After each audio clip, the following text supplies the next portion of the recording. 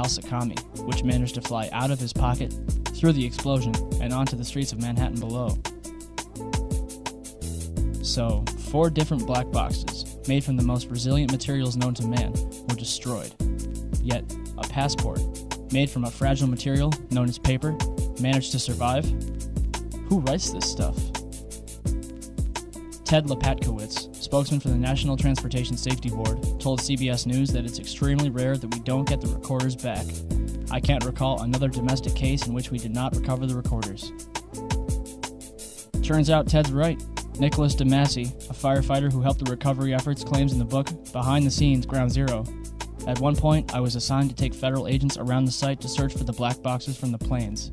There were a total of 4 black boxes. We found 3. I guess it all comes down to who you'd rather believe." FBI Director Robert Mueller said Flight 77's data recorder provided altitude, speed, headings, and other information, but the voice recorder contained nothing useful.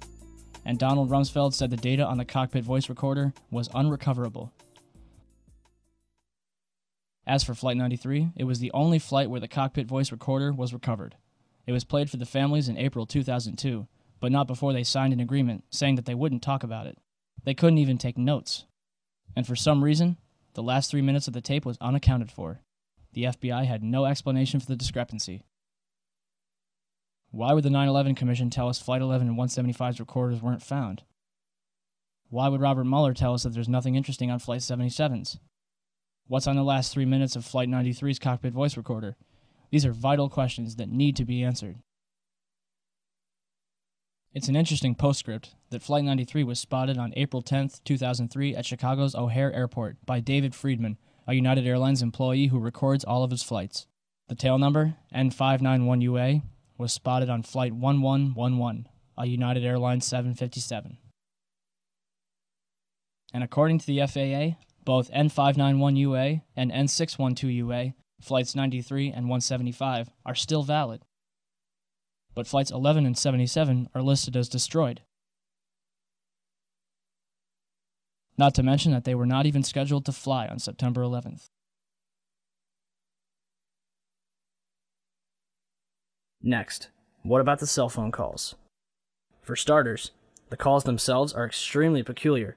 Most of them are only a couple sentences long before the callers end the conversation, only to call back later. Flight attendant Betty Ong allegedly placed a call from Flight 11. According to the 9/11 Commission, although the conversation lasted 23 minutes, only 4.5 minutes was recorded. What is your name? Okay, my name is Betty Ong. I'm number 3 on Flight 11. Okay.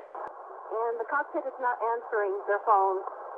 And there's somebody stabbed in business class, and we can't breathe in business class. Somebody's got mace or something. Okay. Our number 1 got stabbed. Our purser is stabbed. Nobody knows who stabbed who, and we can't even get up to business class right now because nobody can breathe. Our number 1 is stabbed right now. Okay. And our number 5, our first class passengers, our first class galley flight attendant and our purser has been stabbed. And we can't get to the cockpit. The door won't open. Does Miss Ong sound like a woman on a hijacked plane who just saw 3 people murdered? Why is nobody in the background screaming? Flight attendant Madeline Sweeney allegedly talked with her ground manager Michael Woodward for 25 minutes. She describes 4 hijackers. The FBI says there were 5. She says the hijackers were in rows 9 and 10. The FAA says they were all in row 8. Near the end, she screams, "I see buildings. Water. Oh my God." Madeline was a flight attendant out of Boston for 12 years. I think she would have recognized Manhattan. A man claiming to be Mark Bingham called his mother Alice, who is visiting his sister-in-law. The caller says, "Mom, this is Mark Bingham. When was the last time you called your mother and used your full name? I just want to tell you that I love you. I'm on a flight from Newark to San Francisco, and there are 3 guys on board, and they say they've taken over the plane, and they say they have a bomb. I'm calling you from the airphone." And then, "You believe me, don't you, Mom?" "Yes, Mark, I believe you. Who are these guys?" Then he was interrupted by someone who was speaking in a low-toned male voice, speaking what sounded like English. After 30 seconds of muffled sounds, the caller repeats, "I'm calling you with an airphone." His mother asks him again, "Who are these guys?" After another pause, he returns and asks again, "You believe me, don't you, Mom?" There was another pause, and the phone just trailed off. To date, none of these calls, except for Betty Ong's call to American Airlines, has been released to the public. But to be honest, none of that matters. Why? Because none of these calls could have taken place. Key Dudney of Physics911.net conducted some research of his own. In an experiment called Project Achilles, he took a series of cell phones onto a Cessna 172 and flew up to 8,000 feet to determine the success rate as the plane got higher. At 4,000 feet, he had a 0.4 success rate. At 8,000 feet, he had a 0.1 success rate. For 32,000 feet, cruising altitude for a commercial airliner, he calculated a 0.006 success rate, less than 1 in 100th of a chance. Don't believe me? Even American Airlines has put their foot in the government's mouth. On July 15, 2004, passengers aboard a commercial American Airlines flight were able to send and receive calls from their cell phones as if they were on the ground, thanks to a cell station that was installed into the plane. It worked great. I called the office, I called my wife, I called a friend in Paris. They all heard me great, and I could hear them loud and clear. Why would American Airlines spend thousands of dollars on this technology in 2004 when cell phones worked so well on September 11, 2001? The cell phone calls were fake, no question about it. So how is it possible to fake a person's voice? In 1999, the Los Alamos Laboratory in New Mexico revealed their voice morphing technology.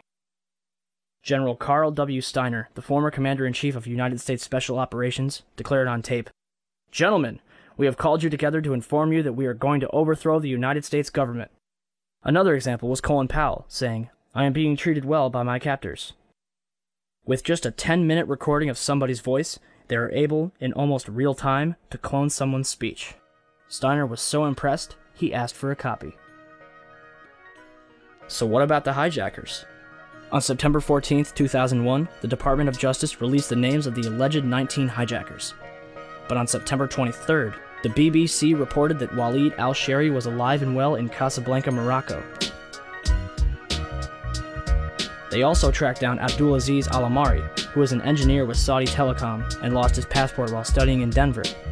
In the same article, FBI Director Robert Mueller admitted that the identity of several of the hijackers is in doubt. So how many hijackers turned up alive? At least 9 of them. Wael al-Shehri is alive and well. Mohand al-Shehri is alive in Saudi Arabia. Khaled al-Midar is a computer programmer in Mecca. Salem al-Hazmi works at a chemical plant in Yanbu, Saudi Arabia. Saeed al-Ghamdi is training to be a pilot in Tunis. Ahmed al-Nami is an administrative supervisor for Saudi Airlines. We already covered Walid and Abdulaziz. And last but not least, Mohammed Atta's father claimed to receive a phone call from his son on September 12th. On September 20th and 27th, Mueller admitted on CNN that there is no legal proof to prove the identities of the hijackers. Indeed, after all, not even the official autopsy for Flight 77 lists the hijackers. And the opening paragraph makes no mention of their absence. So, if there's no proof that the hijackers were members of Al-Qaeda, or if they were even on the plane in the first place, what justification do we have for bombing Afghanistan? Oh, that's right. The Bin Laden confession tape.